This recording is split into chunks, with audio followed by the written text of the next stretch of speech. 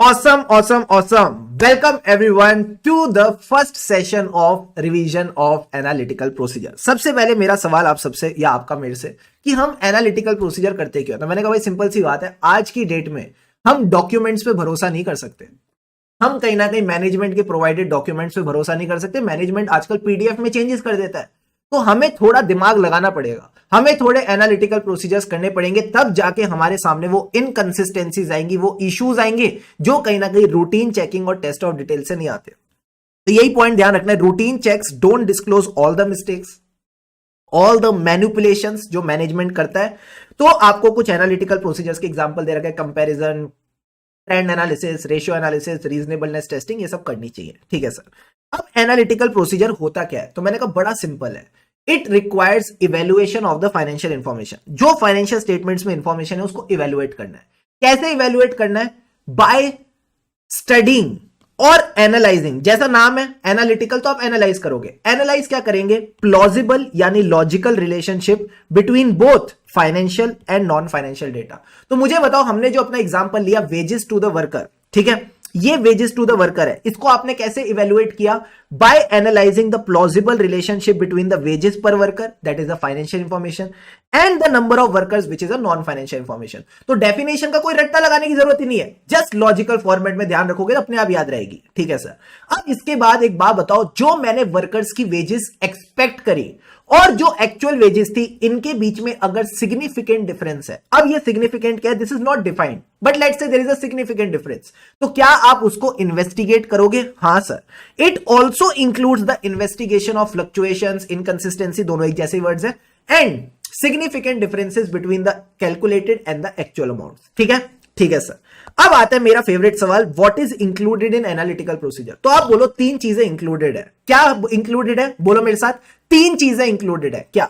एक तो डेटा का कंपैरिजन, एक ये कहता है कंसीडरेशन ऑफ रिलेशनशिप्स की डेटा के बीच में रिलेशनशिप्स वगैरह है, एंड लास्ट में कहता है एनी अदर एनालिटिकल प्रोसीजर। तो एनी अदर क्या भाड़ में, दो पे फोकस करते हैं, कंपैरिजन और रिलेशनशिप्स बिटवीन डेटा।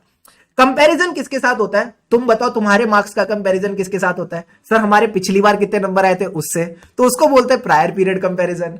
दूसरा हमारा कंपैरिजन होता है जो हमारे मम्मी पापा और टीचर्स की एक्सपेक्टेशन है उससे, तो उसको बोल दो एक्सपेक्टेशन, बजट्स, इस सबसे कंपैरिजन होता है। एंड लास्ट में आप बोल सकते हो सर क्या, हमारा कंपैरिजन होता है हमारे दोस्तों से, कि तुम्हारे दोस्त के कितने आए और तुम्हारे क्या है, तो इंडस्ट्री पीयर से भी कंपैरिजन होता है। So see these are the three types of comparison of data. आप किसी भी एंटिटी के फाइनेंशियल्स को कंपेयर कर सकते हो प्रायर पीरियड से, विद द बजट्स, एक्सपेक्टेशन, एक ही जैसे वर्ड्स है, and third point is industry में क्या पीयर्स है। तो सपोज भारती एयरटेल और जियो, इन दोनों के डेटा का कंपैरिजन हो सकता है। फिर अगला पॉइंट होता है कंसीडरेशन ऑफ रिलेशनशिप। तो ये तो बड़ा इजी था, फाइनेंशियल की फाइनेंशियल के साथ रिलेशनशिप, जिसको प्यार से बोलते हैं रेशियो एनालिसिस। एंड दूसरा रिलेशनशिप क्या हो सकती है? फाइनेंशियल की नॉन फाइनेंशियल डेटा, जो मैंने आपको बताया वर्कर्स की जो होती है, कि number of workers into wages per worker, इन दोनों रिलेशनशिप को ध्यान में रख के आप वेजेस कैलकुलेट कर सकते हो। फिर एनी अदर प्रोसीजर तो हमको जानना ही नहीं। चलो सर, अब अगला पॉइंट आ जाता है, what are the major types of analytical procedure. वो पूछे what is included in analytical procedure, या पूछे what are the major types.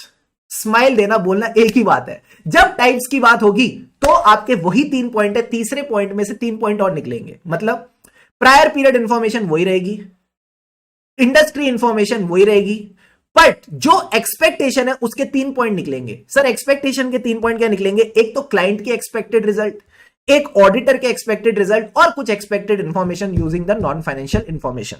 ठीक है सर। अब ऑडिटर का ऑब्जेक्टिव क्या है? मैंने कहा दो ऑब्जेक्टिव है।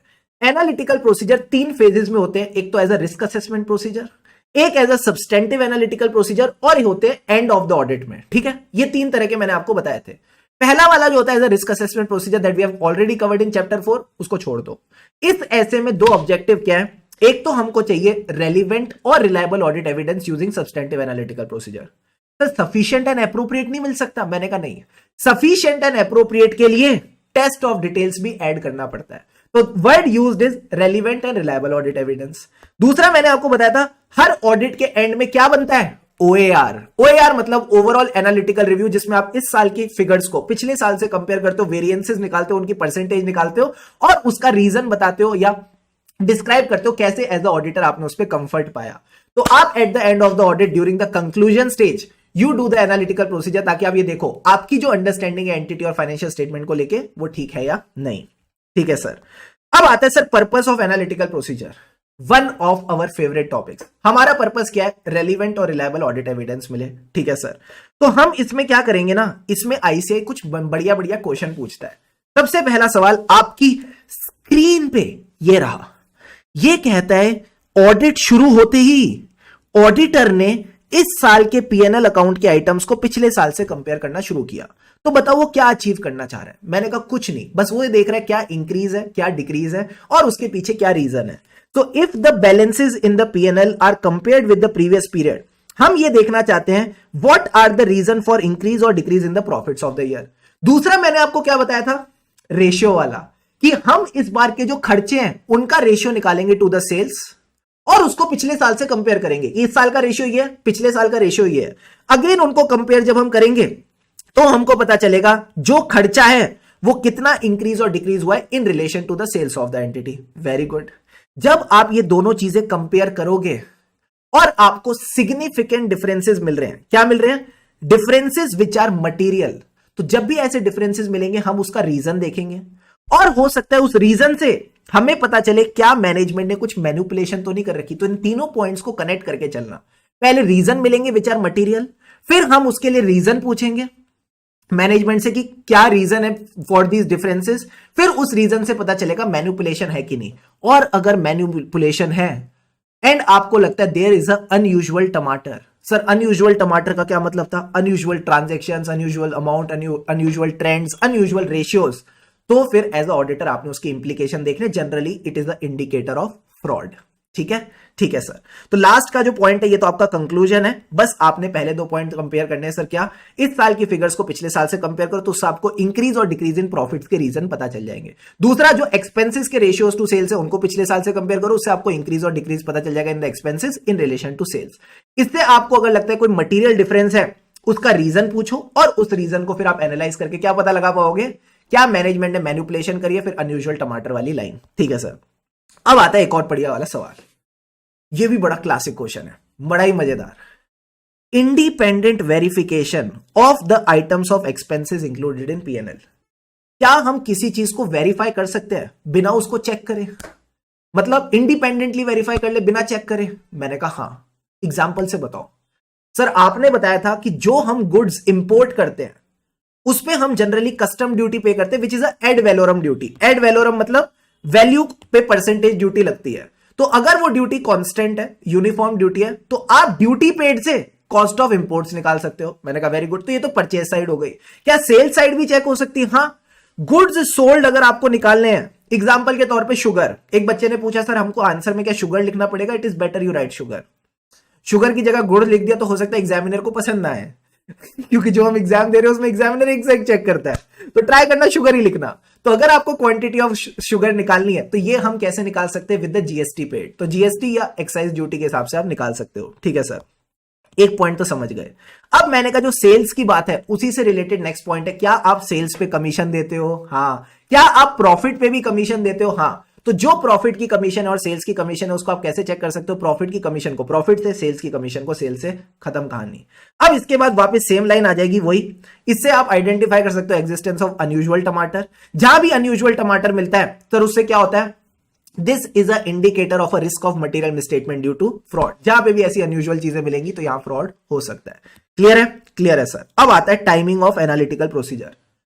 सुबह 6 बजे, सुबह 8 बजे, दोपहर के 12 बजे या रात के 10 बजे। मैंने कहा फालतू बातें मत करो। 3 स्टेजेस में एनालिटिकल प्रोसीजर होते हैं। पहली स्टेज जो ऐसे 315 कवर करता है, बाकी 2 स्टेजेस जो ऐसे 520 के अंदर आती है। पहली स्टेज जो थी प्लानिंग द एनालिटिकल प्रोसीजर, इसमें आप क्या करोगे? मैंने कहा रिस्क असेसमेंट प्रोसीजर करते हैं। यानी आप चीजों की अंडरस्टैंडिंग लेते हो, ठीक है, so that you can identify and assess the risk of material misstatement. जब आपने अंडरस्टैंड करके रिस्क निकाली, क्यों निकाली? So that you can plan your further audit procedure. Further audit मतलब 330 कर सकते हो। यही बोलता है it helps in determining the anti of further audit procedure. आखिरी में रिलेशनशिप किसकी देखते हैं? फाइनेंशियल, नॉन फाइनेंशियल डेटा, उसके एग्जांपल दे रखे हैं। क्लियर है? क्लियर है sir. Then comes the testing phase that we covered just after the break. उसके बाद आता है कंप्लीशन फेज। ये वाले 3 पॉइंट्स बस आप रीड करके चलना, कुछ करने की जरूरत नहीं है। अब आ जाओ सारे के सारे बच्चे मेरे साथ, let's understand what is the testing phase, what is the substantive analytical procedure. इसमें हमने किसका एग्जांपल लिया? योयो होटल्स। लेट्स एक एंटिटी है योयो होटल्स, मैं उसका अमाउंट ऑफ रेवेन्यू चेक करना चाहता हूं। कैसे चेक करूं? तो मैंने क्लाइंट से डेटा लिया, मैंने कहा क्लाइंट मुझे डेटा बताओ कितने रूम्स हैं, कहता है 100 रूम्स है। एक रूम का भाड़ा कितना है, कहता है 1000 रुपीज पर डे। मैंने कहा साल में कितने दिन तुम्हारा होटल खुलता है, कहता है 200 दिन खुलता है और 80% ऑक्यूपेंसी। ये सारा डेटा मैंने इससे ले लिया। 80% ऑक्यूपेंसी मतलब vacancy will be 20%, basic thing. अब मैंने इससे क्या किया, मैंने एक एक्सपेक्टेड रेंटल रेवेन्यू निकाला। एक्सपेक्टेड रेंटल रेवेन्यू कितना निकल के आया, सबने कैलकुलेट करके बोला 1.6 करोड़। मैंने कहा मुझे एग्जैक्ट 1.6 करोड़ नहीं चाहिए। अगर आपके फाइनेंशियल स्टेटमेंट में जो एक्चुअल अमाउंट है वो 10% ऊपर नीचे है तो भी मुझे चल जाएगा। ये मैंने 10% कैसे निकाला? Based on my materiality levels, based on my risk of material statement, जो भी फैंसी वर्ड्स होते हैं उन सबको ध्यान में रख के। ठीक है सर, तो अगर एक्चुअल 1.76 करोड़ या 1.44 करोड़ के बीच में है चल जाएगा। But what if the actual revenue is 2 crore? क्या ये मेरे एक्सेप्टेबल डिफरेंस से ज्यादा हो गया? हाँ, तो फिर मुझे इसको इन्वेस्टिगेट करना पड़ेगा। This is called what? Substantive analytical procedure. यानी आपने क्लाइंट से डेटा लिया, उसके बेसिस पे एक एक्सपेक्टेशन निकाली, फिर बताया इस एक्सपेक्टेशन से थोड़ा बहुत डिफरेंस ऊपर नीचे चल जाएगा विदाउट एनी इन्वेस्टिगेशन। बट अगर ये डिफरेंस ज्यादा है तो फिर मैं इस चीज को चेक करूंगा कि भाई रीजन क्या है, क्यों इतना ज्यादा है, और उस रीजन को लेके मैं मैनेजमेंट से एविडेंस वगैरह इकट्ठा करूंगा। So what is the 4 step process, tell me this thing, क्योंकि यही आईसीआई पूछना चाहेगा। सर आईसीआई के हिसाब से 4 स्टेप प्रोसेस बड़ा सिंपल है। सबसे पहले आपने देखना है सूटेबिलिटी ऑफ एनालिटिकल प्रोसीजर। इधर ही आ जाओ किताब पे। सबसे पहले क्या देखेंगे? Suitability of analytical procedure. This depends on 2 factors. यहां पे जो वन लाइनर लिखते हो इसमें 2 फैक्टर्स डालते हो, risk of material statement plus क्या उसी चीज के लिए टेस्ट ऑफ डिटेल्स करोगे कि नहीं। इसको हमने एक्सपेंड किया था नेक्स्ट टॉपिक में। सूटेबिलिटी के जैसे राइमिंग कौन सा वर्ड है? रिलायबिलिटी। यानी जिस डेटा के बेसिस पे मैंने एक्सपेक्टेशन निकाली, ये वाला डेटा, क्या ये डेटा रिलायबल होना चाहिए? हां सर। तो हमको देखनी है रिलायबिलिटी ऑफ डेटा जिसपे आप एक्सपेक्टेड वैल्यू निकाल रहे हो। ये 4 फैक्टर्स किस पे डिपेंड करती है? सर डेटा की रिलायबिलिटी डिपेंड करती है 4 फैक्टर्स पे। सबसे पहले सोर्स ऑफ डेटा, ये डेटा कहां से आया है? इंटरनल टू द एंटिटी और external to the entity. Internal data reliable कब होता है? जब उसके ऊपर इंटरनल कंट्रोल्स प्रॉपर होते हैं। अगला पॉइंट भूल गए सर? नहीं याद है। जब मैं बात कर रहा हूं कंट्रोल्स की तो अगला पॉइंट तुमको याद क्या आएगा? Comparability of data. यानी अगर एक होटल का डेटा कंपेरेबल है टू द दूसरे होटल का डेटा और दोनों एकदम सिमिलर लाइन में चल रहे हैं तो उसकी एक रिलायबिलिटी बढ़ जाती है। लास्ट पॉइंट क्या था? रिलायबिलिटी का छोटा भाई रेलिवेंस। तो रेल करके याद रखना, relevance of the data. Again these things are covered in detail in the next topic. चलो सर, अब इसके बाद आती है उस डेटा पे हमने क्या निकाली? एक्सपेक्टेशन। हमने कहीं एक्सपेक्टेड वैल्यू निकाली। अब वो एक्सपेक्टेड वैल्यू इतनी प्रिसाइज होनी चाहिए कि आप उससे मिसस्टेटमेंट आइडेंटिफाई कर पाओ, और वो मिसस्टेटमेंट पे चेक कर लेना मटेरियल तो नहीं है। लास्ट में मैंने क्या बोला था? 10% ऊपर नीचे चल जाएगा, यानी amount of difference which is acceptable without any further investigation. So these are the 4 points that we cover today. मजा आ गया सर? सो सबसे पहले suitability of the analytical procedure, then the reliability of data. Data से क्या निकाली? Expectation 10% ऊपर नीचे चल जाएगा, मतलब amount of difference that is acceptable without any further investigation. Then हमने क्या किया सर? बड़ा ही प्यारा काम किया, सूटेबिलिटी को खोल के रख दिया। क्या बात है सर? कोई एनालिटिकल प्रोसीजर सूटेबल कब होता है? अगर थोड़ी मोटी ट्रांजेक्शन होंगी, छोटी छोटी ट्रांजेक्शन होगी तो उसकी डिटेल्स ही चेक कर लेंगे, डॉक्यूमेंट्स ही चेक कर लेंगे। इनकी जरूरत तब पड़ती है जब ढेर सारी ट्रांजैक्शन होती है, plus these can be predictable over a period of time. For example जो हमने रेंट ली, रेंट में प्रिडिक्टेबल चीजें थी कि भाई 100 ही रूम है, 200 दिन ही काम करते हैं, 80% ऑक्यूपेंसी रहती है, सब चीजें प्रिडिक्टेबल है। तो large volumes of transaction which are predictable over a period of time. अब प्रिडिक्टेबल कब है? क्योंकि there is a relationship between the financial and non financial data. अच्छा, रिलेशनशिप के बारे में जनरली किसको सबसे पहले पता होता है? पैप्स को। पैप्स का मतलब है प्लान्ड एनालिटिकल प्रोसीजर। जब भी आप करोगे आपकी एक एक्सपेक्टेशन है there is a relationship between the data which exist and continue. And last point क्या था इसका? ऑडिटर एनालिटिकल प्रोसीजर वही करेगा जो उसको लगता है इफेक्टिव है। अब second point, one of our favourite points, predictable से हमने निकाला प्रिडिक्टिव। अनसोफिस्टिकेटेड प्रिडिक्टिव मॉडल भी यूज कर सकते हैं। एग्जांपल, अगर मुझे किसी वर्कर की वेजेस कैलकुलेट करनी है तो number of workers into the ways पर वर्कर उससे आ जाता है। ये एग्जांपल भी हो गया। Third point is different. Different का मतलब क्या था? Different types of analytical procedures provide different levels of assurance. दो एग्जांपल बताओ, एक में हाई एश्योरेंस, एक में लो एश्योरेंस। हाई एश्योरेंस वाला रेंटल वाला था जो हमने होटल वाला कवर किया। लो एश्योरेंस वाला कौन सा है सर? ग्रॉस मार्जिन से रेवेन्यू पे कंफर्ट लेना is not easy.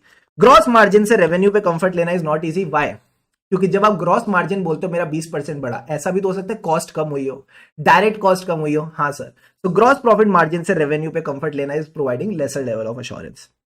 Fourth point क्या था? थर्ड से याद आएगा, एक डिफरेंट प्रोफेशन बताओ जो आजकल ऊंचाइयां छू रहा है। सर लाला लीली लीला, हाँ वो कौन सा होता है? इन्फ्लुएंसर वाला। तो इन्फ्लुएंसर वाले में आपने याद रखना था, suitability is influenced by two things, assertion and the रोमम। Assertion वाली बात हम नेक्स्ट पॉइंट में करते हैं। रोमम वाला पॉइंट क्या था? सेल्स के कंट्रोल्स बड़े खराब हैं, तो इसका रिस्क, कंट्रोल रिस्क बढ़ गया, रिस्क ऑफ मटेरियल मिसस्टेटमेंट बढ़ गया। तो जब आप डेटर्स की टेस्टिंग करोगे तो आपको टेस्ट ऑफ डिटेल्स करना पड़ेगा। एकदम लॉजिकल कॉमन सेंस वाली बात है। फिफ्थ पॉइंट क्या था? नेचर ऑफ असर्शन, यानी जिस असर्शन के लिए आप टेस्ट ऑफ डिटेल्स कर रहे हो तो उसके साथ एनालिटिकल प्रोसीजर भी कर सकते हो। These are considered suitable when test of details are performed on same assertion। तो वैल्यूएशन की जो assertion है उस पर आप दोनों चीजें कर सकते हो, यानी टेस्ट ऑफ डिटेल्स में आपने सब्सिक्वेंट बैंक स्टेटमेंट चेक कर लिए डेटर्स के, राइट सर, तो उससे पता चल गया डेटर्स ठीक से वैल्यूड है कि नहीं। एंड दूसरी चीज, उनकी प्रोविजन को चेक करने के लिए आप एजिंग एनालिसिस कर सकते हो, विच is a analytical procedure. Clear है? क्लियर है सर। यहां हमने एक समरी बनाई थी, इस समरी को एक बार आप गो थ्रू करते हो तो आपको पूरा का पूरा फ्लो रिकॉल हो जाता। डिस्कस किया था वो था सुटेबिलिटी ऑफ एनालिटिकल प्रोसीजर, एकदम डिटेल में कवर किया। अब बात करेंगे रिलायबिलिटी ऑफ डेटा। जिस डेटा के थ्रू आपको एक्सपेक्टेड वैल्यू निकालनी है, ये डेटा रिलायबल है कि नहीं, ये इस पर डिपेंड करेगा। तो मैंने कहा सबसे पहले डिपेंड करेगा डेटा आया कहां से। What is the source of information? Generally ऐसा कहा जाता है जो एक्सटर्नल सोर्स है that is more reliable, internal वाला बकवास होता है। तो it will be more reliable if obtained from independent sources outside the entity. Sir internal वाला रिलायबल कब होगा? जब उसके इंटरनल कंट्रोल्स अच्छे होंगे। तो second point is controls over preparation, controls over the preparation of information to ensure it's काई। काई का क्या मतलब होता है? Completeness, accuracy and integrity of information. इसका एग्जांपल तो मैंने कहा सिंपल सी बात है, इंफॉर्मेशन का एग्जांपल है बजट्स। जो एंटिटी बजट्स बनाती है इंफॉर्मेशन को कंपेयर करने के लिए, उसके रिगार्डिंग इंटरनल कंट्रोल्स हम देखेंगे। ठीक है सर। अब थर्ड पॉइंट भूल गए, तो मैंने कहा कौन का अगला पॉइंट क्या था? कॉम। कॉम का मतलब था, कौन का कॉम यानी कंपेरेबिलिटी ऑफ इंफॉर्मेशन। जिस इंफॉर्मेशन से आप कंपेयर कर रहे हो उसको भी ध्यान में रख के चलना है, यानी अगर जनरली इंफॉर्मेशन को कंपेयर करने के लिए इंडस्ट्रियल डेटा अवेलेबल है, तो if the industrial data is available for comparison then it is considered to be more reliable. And last point आ जाता है भूलने वाला, तो मैंने कहा ये था। आप चेक क्या कर रहे हो? रिलायबिलिटी। तो रिलायबिलिटी का छोटा भाई है रेलिवेंस, रेलिवेंस ऑफ इंफॉर्मेशन। जो इंफॉर्मेशन से आप कंपैरिजन कर रहे हो क्या वो रेलिवेंट है? तो इसका एग्जांपल था बजट्स। जिस बजट से आप कंपेयर कर रहे हो, दो तरीके के बजट हो सकते हैं, एक हो सकते हैं रियलिस्टिक, एक हो सकते हैं अनरियलिस्टिक। रियलिस्टिक वालों को बोलते हैं एक्सपेक्टेड रिजल्ट्स, कि आपको लगता है कि हाँ एंटिटी इतना तो परफॉर्म कर ही लेगी। एक होते हैं गोल्स टू बी अचीव्ड। अगर गोल्स टू बी अचीव्ड है, these are aspirational. So if it is a expected result is a realistic budget, then it is considered to be more reliable. तो ये 4 points हो जाते हैं, फटाफट एक बार revise कर लेते हैं। सर रिलायबिलिटी किस पे डिपेंड करती है? Source of information. External sources are more reliable. Internal तब रिलायबल होते हैं जब कंट्रोल्स होते हैं। कंट्रोल से आया कंपेरेबिलिटी, कंपेरेबिलिटी के बाद लास्ट पॉइंट है इसका छोटा भाई, यानी रेलिवेंस ऑफ द इंफॉर्मेशन, जिसमें आप बोलोगे बजट्स जो है क्या ये रिजल्ट्स टू बी एक्सपेक्टेड है या गोल्स टू बी अचीव्ड। अब इसके बाद हमने एक टॉपिक डिस्कस किया, सर क्या जो आपके पास इंफॉर्मेशन है इससे हमको क्या डेवलप करनी है? Expected value. और एक्सपेक्टेड वैल्यू को फाइनेंशियल स्टेटमेंट से कंपेयर करते हैं। तो जो आप एक्सपेक्टेशन निकालो वो सफिशिएंटली प्रिसाइज होनी चाहिए to identify a material misstatement. इसमें हमने आपको बोला कि जस्ट फ्लो में चलना, क्योंकि ऐसे हो सकता है इस पे 3 मार्कर क्वेश्चन पूछे। तो सबसे पहले एक बात बताओ, एक्सपेक्टेशन डेवलप करने के लिए क्या चाहिए? Information, both financial as well as non financial. तो availability of information financial as well as non financial, दोनों के एग्जांपल दे दो। फाइनेंशियल में बजट आ जाते हैं, उसमें रुपीस का साइन आता है, और नॉन फाइनेंशियल इंफॉर्मेशन यानी volume of goods sold, quantity है तो वो नॉन फाइनेंशियल हो गई। अब जो इंफॉर्मेशन है उसको तोड़ो। तोड़ो मतलब degree to which the information can be disaggregated. तो हमने इसमें एग्जांपल लिया था कि सपोज मुझे एयरटेल के रेवेन्यू पे एनालिटिकल लगाने हैं, तो एयरटेल का जब रेवेन्यू है इसको मैं किससे कंपेयर करूं? पूरे रिलायंस लिमिटेड के रेवेन्यू से, जिसमें पेट्रोल भी आ जाता है, रिटेल भी आ जाता है, जियो भी आ जाता है, सब आ जाता है, ठीक है। या मैं सिर्फ जियो प्राइवेट लिमिटेड से करूं, which is a component of Reliance limited. Sir सिर्फ कंपोनेंट से करो। तो आपने देखना है analytical procedures are more applicable better suitable जब आप अप्लाई कर रहे हो एंटिटी एज अ होल या फिर आप कंपोनेंट पे कर रहे हो। तो ये चीज आपको ध्यान में रख के चलनी है। अब जब डिसएग्रीगेटेड हो गए तो अब आप देखो कितनी प्रिसाइजली आप एक्सपेक्टेड वैल्यू को कैलकुलेट कर सकते हो। प्रिसाइजली की जगह वर्ड यूज्ड है accuracy, accuracy with which the expected values can be predicted. तो sir accuracy with which the expected value can be predicted बड़ा ही प्यारा एग्जांपल था। आपसे मैंने एक सिंपल सवाल पूछा, कंपनी के ग्रॉस प्रॉफिट मार्जिन को प्रिडिक्ट करना एक्यूरेटली आसान रहेगा या one time research and development expenditure. तो आपने कहा था ये जो ऑप्शनल एक्सपेंडिचर होते हैं, research and development, advertising cost, इनको प्रिडिक्ट करना उतना आसान नहीं है जितना जीपी मार्जिन को करना है। तो ये 3 पॉइंट्स को बस आपने इसी फ्लो में याद रखना है। सर क्या? Availability of information, financial, non financial, example आ गया बजट्स, वॉल्यूम ऑफ गुड्स। उसके बाद इंफॉर्मेशन को तोड़ो, यानी degree to which it can be disaggregated. Disaggregated में आपने देखना है जिस इंफॉर्मेशन को आप एनालाइज कर रहे हो वो पूरी एंटिटी की है या उसके कंपोनेंट की है।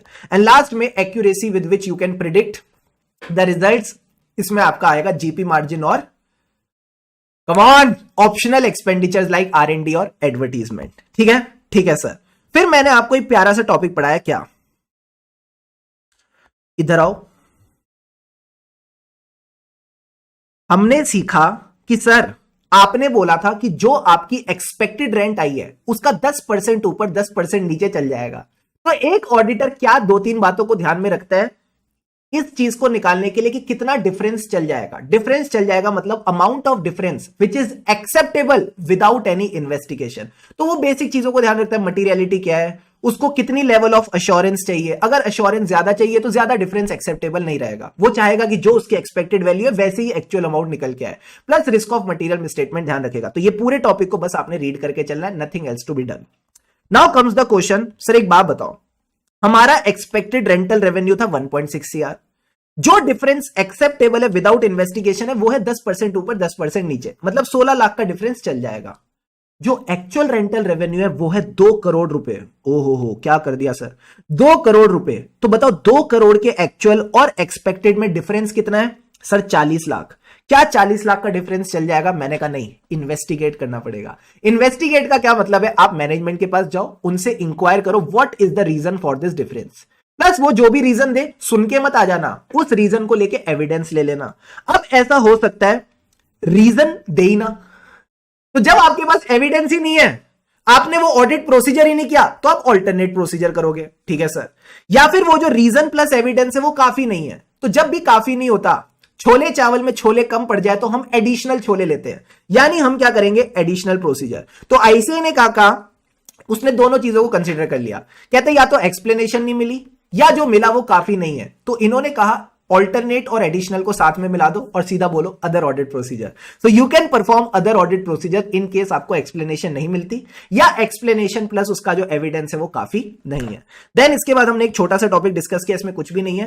At the end of audit आप ओवरऑल कंक्लूजन बनाते वक्त कहीं ना कहीं एनालिटिकल प्रोसीजर्स को यूज कर सकते हैं। तो जो आपने बाकी प्रोसीजर्स करें, जो एनालिटिकल प्रोसीजर्स यूज करें, इन दोनों को मिला के आपको रीजनेबल कंक्लूजन मिल जाएगा। और हो सकता है कुछ unidentified risk of material misstatement मिले, तो अगर कोई अनआइडेंटिफाइड रिस्क मिलती है तो आप अपनी रिस्क असेसमेंट चेंज करोगे। जैसे ही रिस्क असेसमेंट चेंज करी तो फर्दर ऑडिट प्रोसीजर्स में भी चेंजेस आ जाएंगे। That is a very common sense वाली थिंग।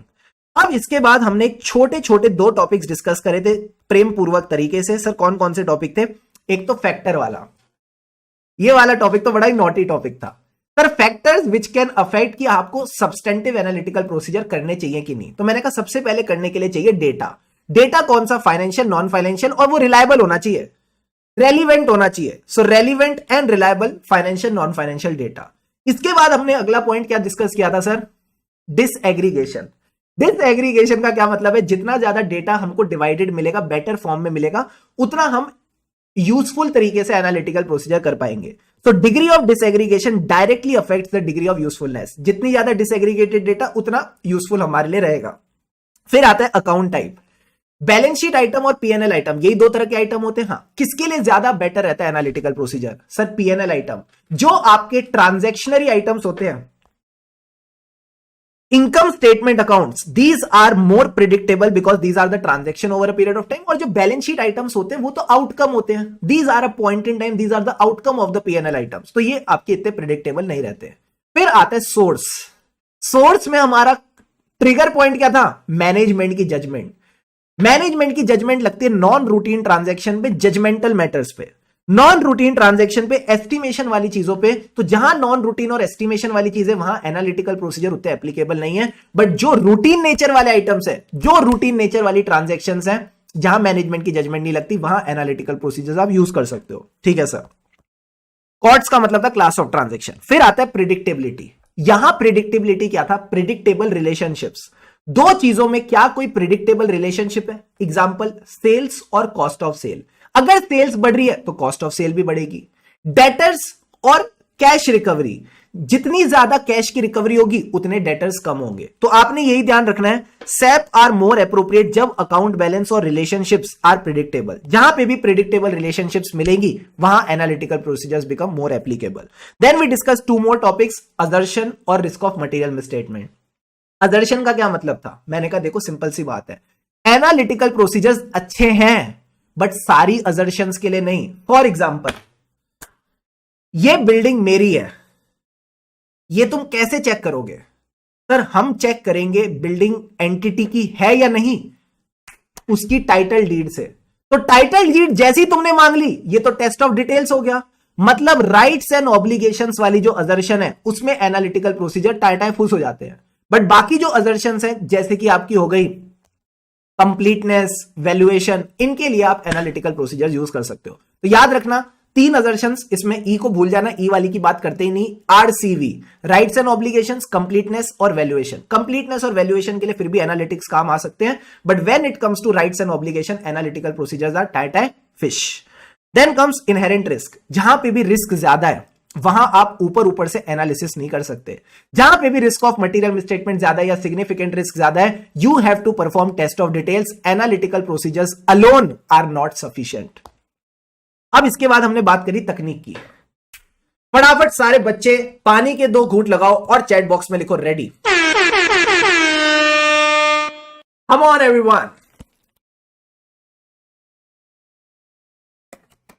चीयर्स। ये जो साइड एग्रीमेंट वाला एग्जांपल है, this we already covered with chapter number 4। जब भी मैनेजमेंट मेन एग्रीमेंट के साथ साइड एग्रीमेंट बना के हेरा फेरी करने की कोशिश करता है या रेवेन्यू रिकॉग्निशन में चेंजेस करने की कोशिश करता है, तो अगेन क्योंकि कंट्रोल्स वीक है, कंट्रोल रिस्क ज्यादा है, इनहेर रिस्क ऑफ मटेरियल मिसस्टेटमेंट ज्यादा है, तो टेस्ट ऑफ डिटेल्स करना पड़ेगा। अब देखो क्या कहता है टेक्निक्स। बड़ी सिंपल और प्यारी टेक्निक्स है, क्यूट क्यूट सी टेक्निक्स है। इस साल के डेटा को पिछले साल से कंपेयर किया, तो इसको क्या बोलते हैं? Trend analysis. हमने एग्जांपल लिया था विराट कोहली का।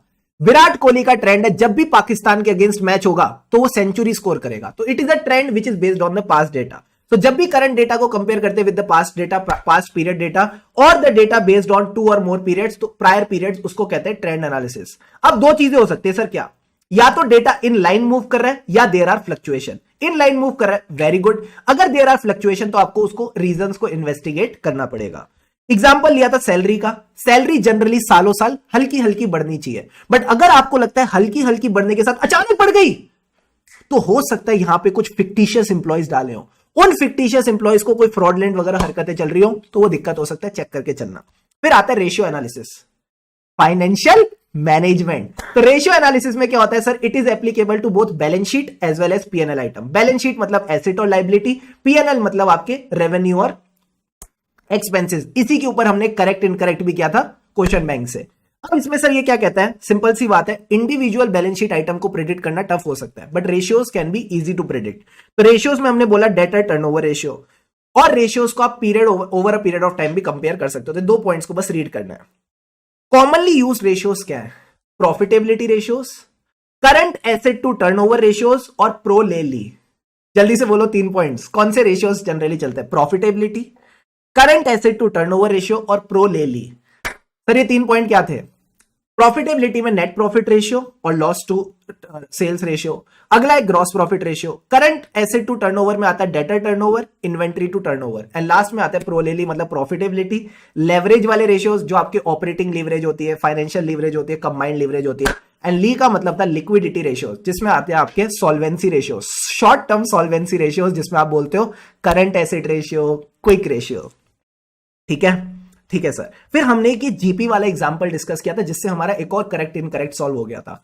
जीपी वाले एग्जांपल में मैंने आपको बोला अगर एंटिटी फिक्टिशियस सेल्स रिकॉर्ड करती है तो क्या जीपी रेशियो कम होगा? सर क्या बोल रहे हो, क्या जीपी रेशियो बढ़ेगा या कम होगा? मैंने कहा सिंपल सी बात है, देख लेते हैं। जीपी पहले था 20, सेल्स थी 100। अगर मैंने फिक्टिशियस सेल्स ऐड करी तो कॉस्ट पे तो कोई इंपैक्ट ही नहीं आएगा, दोनों बढ़ जाएंगे 50-50 रुपए से। जैसे ही मैंने दोनों को 50-50 रुपए से बढ़ाया तो मेरा जीपी रेशियो बढ़ गया। तो अगर आईसीआई बोले जीपी रेशियो कम होगा तो बोलना नारे बाबा ना, हम शुभम सर से पढ़ के आए हैं, हमको पता है यहां पे जीपी रेशियो इंक्रीज होना चाहिए।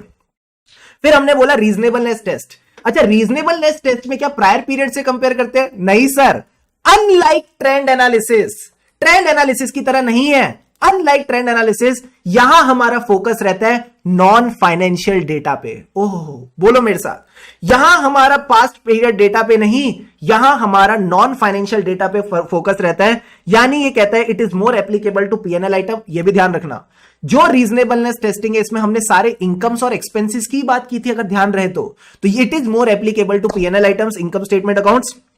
और अब इसके एग्जांपल डिस्कस कर लो। पहले खर्चे फिर इनकम। पहला खर्चा क्या था? Interest expense to interest bearing obligation.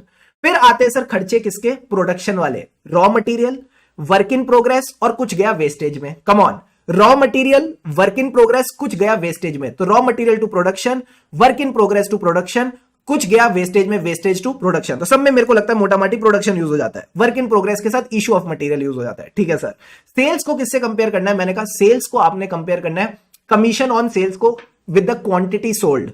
तो कमीशन और सेल्स डिस्काउंट को विद द क्वांटिटी सोल्ड। और अगर आपकी इनकम आती है रेंटल रेवेन्यू से तो जितना ऑक्यूपेंसी रेट था उसको आप रेंटल रेवेन्यू से कंपेयर कर सकते हो। फिर आता है स्ट्रक्चरल मॉडलिंग। तो स्ट्रक्चर तो बोला नहीं जा रहा। स्ट्रक्चरल मॉडलिंग में क्या होता है? पिछले साल का सारा डेटा उठाया, एक स्टैटिस्टिकल टूल के अंदर डाल दिया। ठीक है सर, जैसी टूल के अंदर डाला, मैंने बटन दबाया, जैसी बटन दबाया मेरे पास इस साल का डेटा आ गया। तो इसको कहते हैं प्रिडिक्टेबल टूल। ये कहीं ना कहीं एक स्टैटिस्टिकल प्रिडिक्टेबल टूल है जिसमें आप पास्ट ईयर का जो भी इंफॉर्मेशन है, फाइनेंशियल नॉन फाइनेंशियल दोनों साथ ही चलती है, उसको डालोगे और करंट ईयर का डेटा निकालोगे और बोलोगे वाओ मुझे पता चल गया। तो ये आपको कहीं ना कहीं समझना है सर। स्ट्रक्चरल मॉडलिंग, बच्चा कह रहा है रैंप वॉक वाली, नहीं, रैंप वॉक वाली मॉडलिंग नहीं है। It is a modelling tool जिसको आप बोलते हो स्ट्रक्चरल मॉडल, जिसमें आप डेटा डालते हो financial non financial prior period का और आपके पास करंट पीरियड का डेटा आ जाता है। Come on everyone, are these 4 points clear to all of you? Yes sir. यहां हमारा पूरा का पूरा revision of analytical procedure gets completed. You got the point और नॉट? Yes sir.